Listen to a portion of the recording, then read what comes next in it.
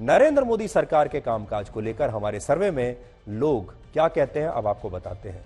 इससे यह पता चलता है कि लोग काफी संतुष्ट हैं, लोगों में गुस्सा तो बिल्कुल नहीं है। हमने लोगों से मोदी सरकार के कामकाज को लेकर सवाल पूछा। विपक्ष तो रोज आपने देखा होगा टीवी पर बैठकर वह बताता है कि मोदी सरकार फेल हो गई। 22.7% लोगों ने मोदी सरकार के कामकाज को बहुत ही अच्छा बताया है। देखिए 22.7% लोग कह रहे हैं बहुत अच्छा कामकाज है। फिर 42.8% लोग कह रहे हैं अच्छा कामकाज है और 13.2% लोग खराब कह रहे हैं और 12.9% लोग बहुत खराब कह रहे हैं। लेकिन अगर आप 22.7 और 42.8% को अगर आप जोड़ लोगे तो आपको समझ में आएगा कि देश के ज्यादातर लोग मोदी सरकार के कामकाज को या तो अच्छा बता रहे हैं या बहुत अच्छा बता रहे हैं। और यह एक बड़ी बात है क्योंकि विपक्ष लगातार हर रोज यह कह रहा है कि मोदी सरकार फेल हो रही है।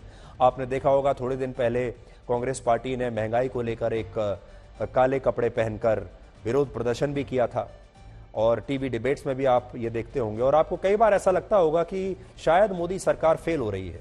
लेकिन जब आप जनता के बीच में जाते हैं, सड़कों पर जाते हैं, जनता से मिलते हैं और पूछते हैं तो जनता क्या बता रही है वो आपके सामने है।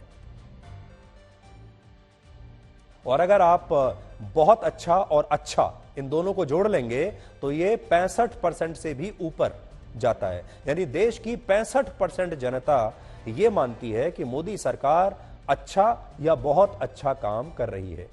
तो इसका मतलब यह है कि मोदी सरकार के खिलाफ जो एंटी इनकम्बेंसी वेव होता है, जो कोई भी सरकार जब बहुत लंबे समय तक शासन में होती है तो एंटी इनकम्बेंसी वेव आ जाता है, वो मोदी सरकार के खिलाफ नहीं है। और आपने देखा होगा 2019 का जब चुनाव आया था तब भी लोगों ने ये कहा था कि अब जनता उनसे थक चुकी है, अब जनता परेशान हो रही है, अब उन्हें पहले से कम सीटें मिलेंगी। लेकिन 2019 में 2014 से भी ज्यादा सीटें मिली और इस बार भी ऐसा लगता है कि अभी भी लोगों के मन में उनकी सरकार के कामकाज को लेकर कोई भी नेगेटिविटी इस समय नहीं है। हमने देश के लोगों से यह भी पूछा कि एनडीए सरकार की यानी मोदी सरकार की सबसे बड़ी उपलब्धि उन्हें कौन सी लगती है। इसमें 25.4% लोगों ने कोविड महामारी के मैनेजमेंट को उनकी सबसे बड़ी उपलब्धि बताया है। इस पर ध्यान रखिएगा, इस पर हम आएंगे दोबारा से। 25.4% लोग कहते हैं कि जिस तरीके से कोविड को मैनेज किया मोदी सरकार ने वो बेहतरीन काम हुआ है। 14.8% लोग कश्मीर से धारा 370 को हटाने के काम को सबसे बड़ी उपलब्धि मानते हैं और 12% लोग भ्रष्टाचार मुक्त प्रशासन को एक बड़ी उपलब्धि मानते हैं।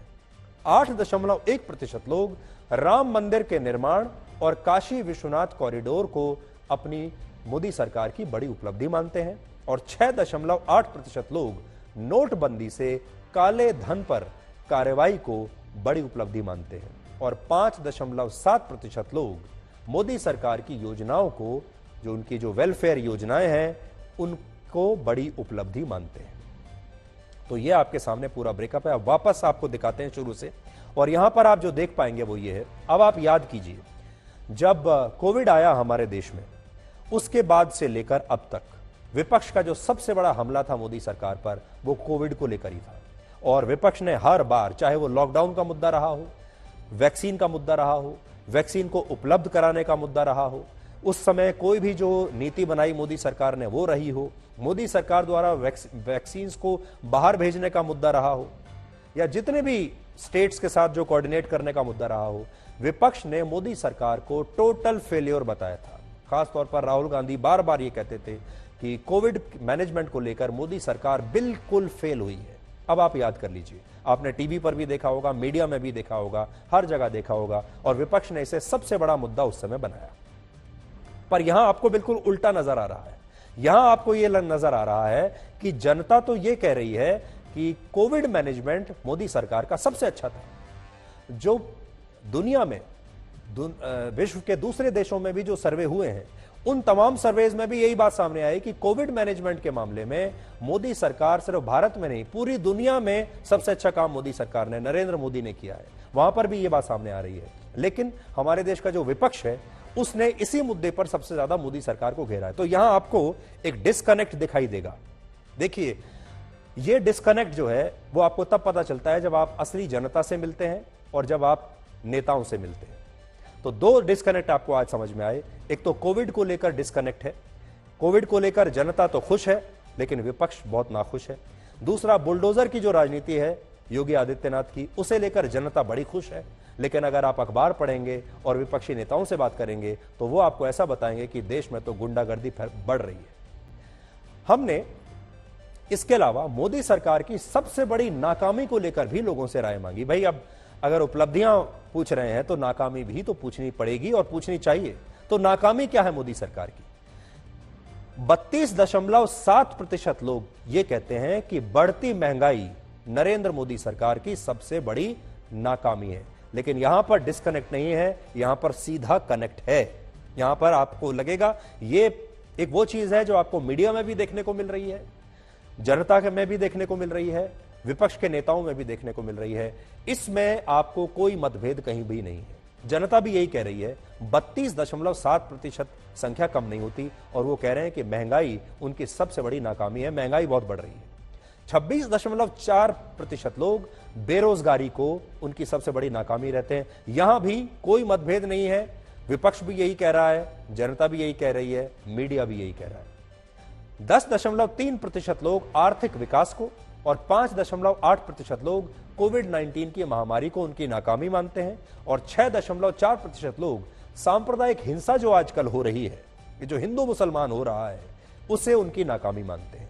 2.5% लोग महिला सुरक्षा और 2% लोग बैंकिंग सेक्टर में जो संकट आ रहा है उसे उनकी नाकामी मानते हैं।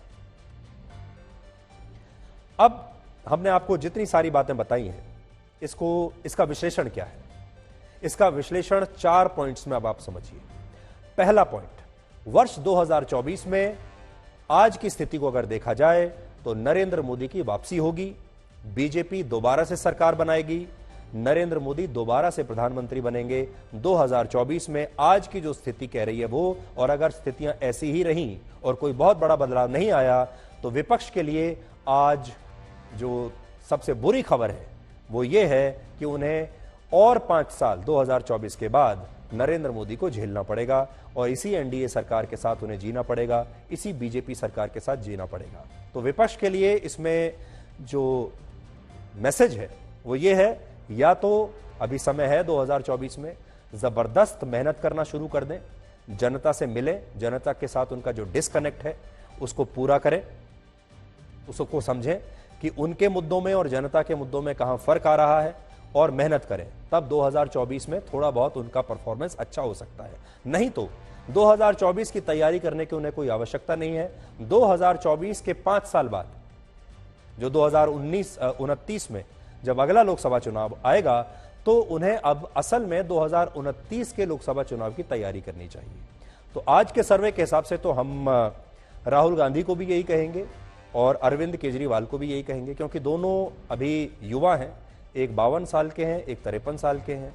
उनको कोई जल्दबाजी तो है नहीं और उन्हें इस समय 6-7 साल और रुकना चाहिए। अभी तो 2022 है, 2029 पर उन्हें फोकस करना चाहिए, तब हो सकता है उनका नंबर लगे। तो पहला जो संदेश है वो ये है कि केजरीवाल और राहुल गांधी 2029 की तैयारी करें, 2024 की नहीं। 2029 तक उन्हें नरेंद्र मोदी को ही प्रधानमंत्री के तौर पर देखना पड़ेगा। दूसरा पॉइंट, विपक्ष का कोई भी नेता लोकप्रियता के मामले में प्रधानमंत्री नरेंद्र मोदी के आसपास भी नहीं है और यह बात विपक्ष के नेता जितनी जल्दी समझ जाएं उतना अच्छा है। और इसीलिए हमने कहा कि बाकी के जो विपक्ष के नेता हैं वो तो उम्र दराज होते जा रहे हैं, उनके पास इतना समय नहीं है, लेकिन ये जो दो नेता हैं राहुल गांधी और केजरीवाल, इनके पास अभी समय है। ये चाहें तो 5-10 साल और ले सकते हैं और ये देख सकते हैं कि ये लोकप्रियता के चार्ट में कैसे ऊपर आ सकते हैं। लेकिन इन्हें यह भी ध्यान में रखना होगा कि सिर्फ लोकप्रियता में इनका कॉन्टेस्ट नरेंद्र मोदी से नहीं है, उसके अलावा नरेंद्र मोदी के अलावा योगी आदित्यनाथ भी हैं जो बहुत तेजी से लोकप्रियता के चार्ट में ऊपर आ रहे हैं। तो इन्हें नरेंद्र मोदी से भी निपटना पड़ेगा लोकप्रियता के मामले में और फिर उसके बाद योगी आदित्यनाथ के साथ भी इन्हें एक टफ फाइट मिलने वाली है। तीसरा पॉइंट, मोदी के खिलाफ किसी तरह की कोई एंटी इनकम्बेंसी वेव नहीं है, क्योंकि 65% से ज्यादा लोग मोदी सरकार के कामकाज को अच्छा या बहुत अच्छा बता रहे हैं। इसलिए जो विपक्ष के नेता होते हैं वो बहुत बार मेहनत नहीं करते और ये सोचते हैं कि अगर किसी एक सरकार को 2 टर्म मिल गए हैं और उसने 10 साल तक शासन कर लिया है तो लोग अपने आप ही परेशान हो जाते हैं, लोग अपने आप ही उस सरकार को बदलाव की तरफ ले जाना चाहते हैं, वो खुद चेंज चाहते हैं और एंटी इनकम्बेंसी वेव पैदा हो जाती है जिसका सीधा लाभ विपक्ष को मिलता है। लेकिन मोदी के साथ ऐसा कुछ नहीं हो रहा है, मोदी के खिलाफ कोई लहर नहीं है, बल्कि लोग उन्हें पसंद कर रहे हैं।